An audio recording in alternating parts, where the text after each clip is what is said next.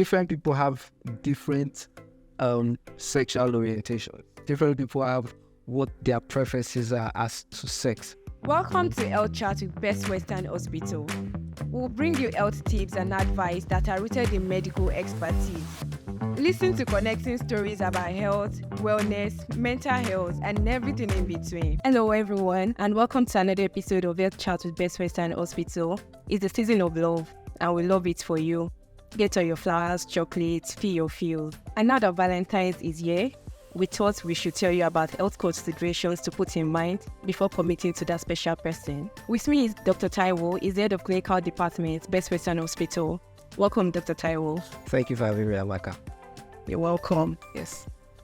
Dr. Taiwo, so when we talk about health considerations to put in mind before committing to your special person, are there specific ones? What should people look out for? Okay, so there are several of them, but for the purpose of today, the important things include your genetic compatibility. Okay, that was the genotype. Yes. Well, genetic compatibility is an all-encompassing term. Genotype is just one of those. The personal health history of that person in question, the family history of the partner, as well as sexual and social history. Okay, Dr. Taiwo, so can you elaborate on this? Okay, so for the genetics, let's just talk about genotype. And talking about genotype, I specifically want to dovetail into the hemoglobinopathies. That's the SS genotype, the sickle cell disease, the SS and the SC. And it's important to note that over the years, despite the level of awareness, we still see people who have those genetic traits still fall in love, have kids, who eventually come down with those sickle cell disease.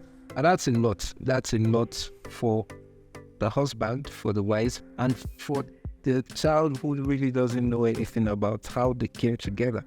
So it's always important to know your genotype as well as the genotype of your partner when considering saying yes. There are several billion people on the earth, and maybe, for the gender you're looking out for, there should be some 3 billion people. And in the country you are, there should be some millions of cells, apart from who you want to say yes to. So it wouldn't hurt if you know that this genotype doesn't work for you. You find someone else, or you at least give the relationship some space so that you can save yourself some pain later. I think asking about genotype should be something that you talk about on the first date. Well, if it's a date, you can talk about many things, but never make a commitment. Never make a commitment when you don't have a documented evidence of that genotype. Not just a hearsay, I'm A, I am A+, I'm AC. Look, you need to be sure that this person's genotype is this, has a document that verifies that. And that's for the genotype. Also, it's important to have an idea of what the medical history of your partner has been. There are people who have congenital issues that have been with them from back. There are those whose health concerns showed up somewhere during their life. Congenital issues like? There are issues around mental development. There are metabolic issues like type 1 diabetes mellitus. Some of them show up as early as when they are in their teens. Okay, and some of them have been managing these medical conditions for quite a while. So it's always important that you know what medical condition this person has been grappling with. And it's not really to stigmatize who the partner is. It's just for you to know. It's more about the health-seeking habits of the partner than the medical condition itself. As a matter of fact, if you discover any medical condition in time, chances are that you'll be able to treat. Chances are the person will be able to live a long, healthy life if it's picked on time. Name it, HIV, even cancers. Once they are picked early, they can be treated, and you can have a partner with such things. It's just important that whoever the partner is open about what their condition has been. I've met people who had one kidney all their lives. They are married, they have kids, and they are doing well. So it's important that you know what medical condition your partner has, so that you can also help the person to adjust to the lifestyle that will accommodate that will accommodate that medical condition and help them have a good quality of life. Because you're going to be you're going to be the partner, you're going to be the number one fan, you're going to be the supporter, the support system for that person. And also that helps you to mentally prepare to know what you're planning to go into, right? And the third, there are times when the person in question does not have a medical condition, but his father has, his mother has, family history. So chances are that he might develop somewhere along the line. So if his father is hypertensive, his father is diabetic, there's a chance that, okay, maybe it has never showed up.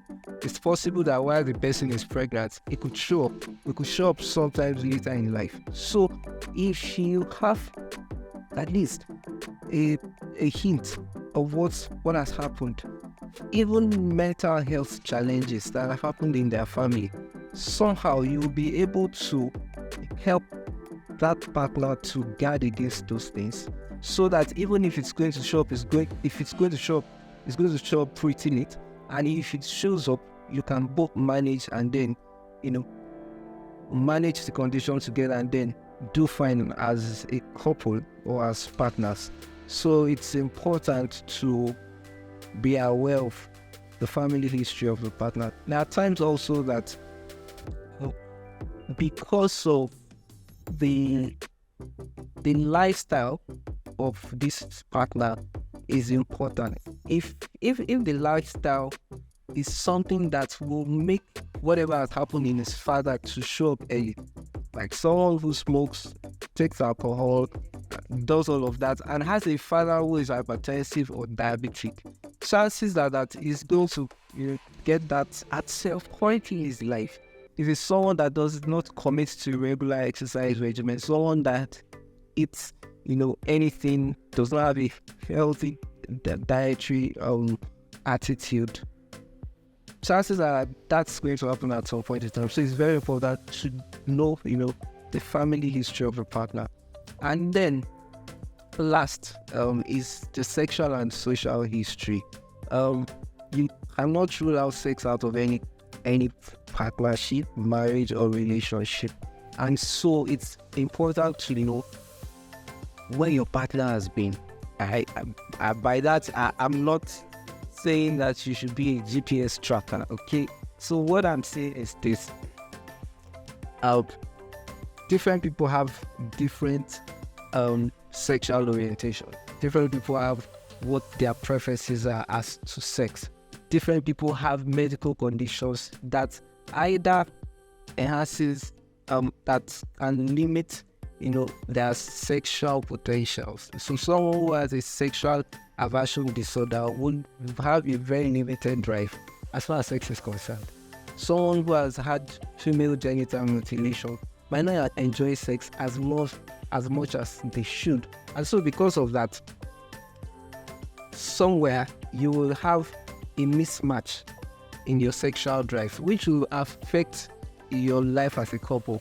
But if you had the conversation about it, you will be able to find a way to adjust. It's also important to know if your partner is a partner to partners, because if that is the case, that means that whatever happens in other sexual transactions he has with other people might come to you. STIs, STDs, and all of those. There are sexual habits that can be medically harmful, and so you need to talk about it. You need to have that conversation with whoever your partner is. Also, social history, like the use of alcohol, into this, all of those things, have a role to play in how blissful your relationship will be, or if there are going to be issues. So before you take the ring, say the yes, pop the question, before you commit yourself and say I'm going to be with you, till the very end, you should consider these things and make sure that you have some definitive answers to them. Yeah. Thank you so much, Dr. Taiwo. That was insightful. I learned a lot, and I hope you did so. So now we are asking you to love your person, enjoy love. I mean, love is beautiful, but we're asking you to be smart about it, be informed. Safe love is beautiful love. Informed love is beautiful love. Thank you.